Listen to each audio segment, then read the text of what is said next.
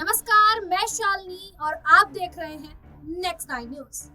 उत्तर प्रदेश में बीते लोकसभा चुनाव में बहुजन समाज पार्टी की जो करारी हार हुई है, उसके बाद मायावती अब कहीं ना कहीं इस तरीके से रणनीतियां तैयार कर रही हैं कि जो आने वाले विधानसभा चुनाव है 2027 में, उसमें वो जीत दर्ज करती हुई नजर आए। न केवल विधानसभा चुनावों में, बल्कि ये भी कह सकते हैं कि जो अभी हाल फिलहाल में उत्तर प्रदेश में 10 विधानसभा सीटों पर उपचुनाव होने हैं, उसमें भी वो पूरी जोरों शोरों से तैयारियां कर रही हैं और हरियाणा में होने वाले विधानसभा चुनावों में भी अब अपनी भागीदारी को दिखाती हुई नजर आ रही है, जिसके चलते उन्होंने हरियाणा में भी अपना गठबंधन कर लिया है। अब जिस प्रकार से बीते लोकसभा चुनावों में संघमित्रा मौर्य को बदायूं से टिकट नहीं दिया गया भारतीय जनता पार्टी की ओर से, क्या संघमित्रा मौर्य भारतीय जनता पार्टी का साथ छोड़ती हुई बहुजन समाज पार्टी से जुड़ती हुई नजर आएंगी और क्या मायावती उन्हें कोई बड़ी जिम्मेदारी सौंपेंगी? क्योंकि अगर पिता स्वामी प्रसाद मौर्य की बात की जाए तो वो भी कहीं ना कहीं यही कयास लगा रहे हैं कि उन्हें मायावती की बहुजन समाज पार्टी में जगह मिल जाए। बीते लोकसभा चुनावों में भी वो यही कोशिशें करते हुए नजर आए थे कि मायावती जो है वो उन्हें अपना समर्थन दे दे। हालांकि ऐसा नहीं हो पाया, लेकिन क्या अब जो 10 सीटों पर उपचुनाव होना है, उसमें स्वामी प्रसाद मौर्य की भागीदारी बसपा में देखने को मिलेगी? क्या उनके साथ उनकी बेटी संघमित्रा मौर्य भी बहुजन समाज पार्टी का रुख करती हुई नजर आएगी? आज इस पूरे मुद्दे पर चर्चा करेंगे। मेरे साथ मेरे सहयोगी मनीष मौजूद है। मनीष, जिस प्रकार से मायावती को करारी हार का सामना करना पड़ा, जिस प्रकार से मायावती कहती थी कि वो अकेले अपने दम पर चुनावी मैदान में उतरेंगे और जीत दर्ज करेंगी, लेकिन जीत तो दर्ज नहीं कर पाई, क्या ऐसे में अब वो गठबंधन करती हुई दिखाई देंगी? जिस तरीके से उन्होंने हरियाणा में गठबंधन कर लिया है, क्या उत्तर प्रदेश में भी उनका स्वामी प्रसाद मौर्य के साथ गठबंधन होगा? और क्या संघमित्रा मौर्य की भारतीय जनता पार्टी से अब बहुजन समाज पार्टी में वापसी होगी? क्या लगता है? जी बिल्कुल, यहाँ पर देखा गया शालिनी, लोकसभा चुनाव के दौरान से भी कहीं ना कहीं ये अटकलें लगाई जा रही थी कि स्वामी प्रसाद मौर्य और संघमित्रा मौर्य पाला बदल सकते हैं, क्योंकि काफ़ी यहाँ पर जब देखा गया माहौल जब गर्माता हुआ नजर आया उत्तर प्रदेश की राजनीति में। भारतीय जनता पार्टी की बात कर ली जाए, समाजवादी पार्टी की बात कर ली जाए, बहुजन समाज पार्टी की बात कर ली जाए,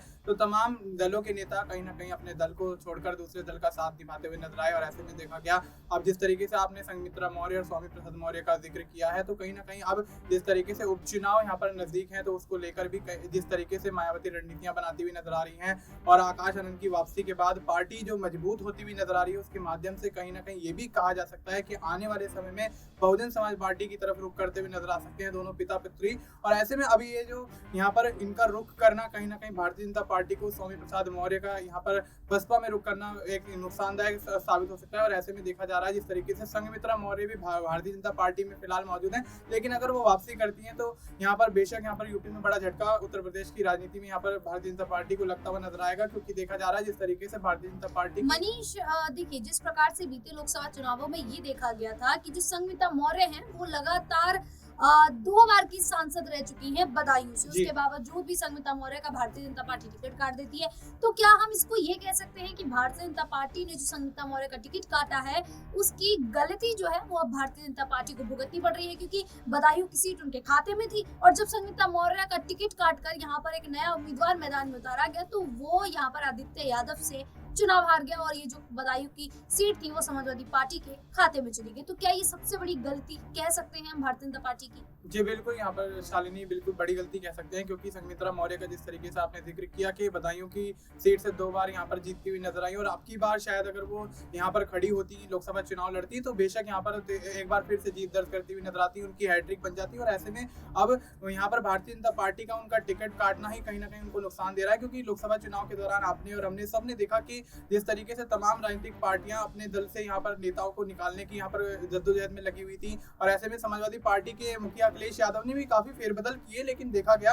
उनके पक्ष में परिणाम आते हुए उत्तर प्रदेश में नजर आए, लेकिन भारतीय जनता पार्टी उस चीज में कामयाब नहीं हो पाई। और ऐसे में देखा गया काफी ऐसी सीटें रही लोकसभा चुनाव के दौरान, चाहे उत्तर प्रदेश में कह लो, चाहे दिल्ली में कह लो, या अन्य राज्यों में कह लो, यहाँ पर देखा गया कि काफी फेरबदल हुए और कहीं तो यहाँ पर परिणाम उनके पक्ष में आते हुए नजर आए, लेकिन उत्तर प्रदेश और बिहार जैसे बड़े राज्यों में कहीं ना कहीं भारतीय जनता पार्टी को बड़ा झटका लगता हुआ नजर आया। और ऐसे में देखा जा रहा है जिस तरीके से अब संघमित्रा मौर्य की वापसी की यहाँ पर कयास लगाए जा रहे हैं, तो अगर वो पाला बदलती हैं तो वाकई भारतीय जनता पार्टी के लिए एक बड़ा झटका होगा। और सबसे बड़ी बात ये कि अगर पाला बदलकर यहाँ पर रुख करती है मायावती का, तो ऐसे में अगर मायावती उनको टिकट देती है और फिर जीतती है तो यहाँ पर वाकई भारतीय जनता पार्टी के लिए बहुत बड़ा झटका साबित हो सकता है। बिल्कुल, अगर संघमित्रा मौर्य बहुजन समाज पार्टी में वापसी करती हैं और आने वाले जो विधानसभा चुनाव है उसमें अगर संघमित्रा मौर्य को टिकट दिया जाता है तो संघमित्रा मौर्य उन्हें जरूर कोई ना कोई सीट जीत कर दे सकती हैं, क्योंकि संघमित्रा मौर्य लगातार भारतीय जनता पार्टी में रहते हुए जीत दर्ज करते हुए यहाँ पर बदायूं की सीट जो है वो भारतीय जनता पार्टी के खाते में डाली हुई थी। अब जिस प्रकार से भारतीय जनता पार्टी ने उनका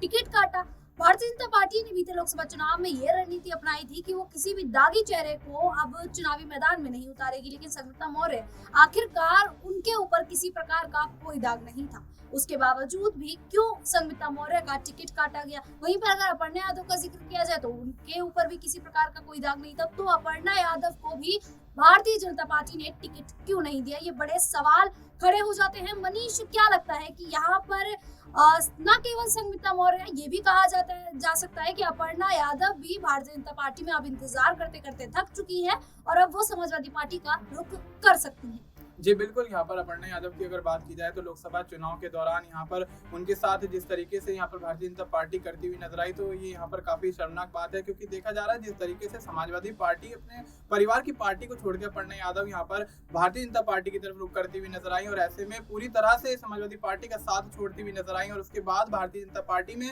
उनको वो इज्जत, वो तवज्जो नहीं दी गई और ऐसे में यहाँ पर कार्यकर्ता की भूमिका में अहम उनको छोड़ दिया। यहाँ पर आप देखा जा रहा है बिल्कुल कि जिस तरीके से लोकसभा चुनाव में उनको यहाँ पर तमाम सीटें नहीं दी गई जिन सीटों की वो मांग करती हुई नजर आई। यहाँ पर अब देखा जा रहा था किस तरीके से यहाँ पर अपर्णा यादव जूझती हुई नजर आई तमाम चीजों से। और ऐसे में अभी अखिलेश यादव ने भी दावा किया था कि अगर समाजवादी पार्टी का रुख करती है अपर्णा तो उनको यहाँ पर करहल की सीट से चुनाव लड़वाया जाएगा। और ऐसे में अगर अपर्णा यादव वापसी करती हैं तो बेशक यहाँ पर अखिलेश यादव कोई बड़ा ऑफर उनको देते हुए नजर आएंगे और ऐसे में भारतीय जनता पार्टी को तब करारा झटका लगता हुआ नजर आ सकता है। बिल्कुल, अब यहाँ पर अगर ये दोनों ही चेहरे भारतीय जनता पार्टी का साथ छोड़ते हैं तो भारतीय जनता पार्टी ये कह सकते हैं कि दो बड़ी जो नेत्री हैं उनको खोती हुई नजर आ सकती है, क्योंकि अपर्णा यादव भी महत्वपूर्ण भूमिका निभा सकती है भारतीय जनता पार्टी में, लेकिन केवल भरोसा जताने की यहाँ पर जरूरत है। वहीं संघमित्रा मौर्य की बात की जाए तो संघमित्रा मौर्य भी लगातार सांसद बनती हुई बदायूं से सामने आ रही थी, उसके बावजूद भी उनका टिकट काटा गया। तो ऐसे में भारतीय जनता पार्टी को इसका जो नतीजा है वो भुगतना पड़ रहा है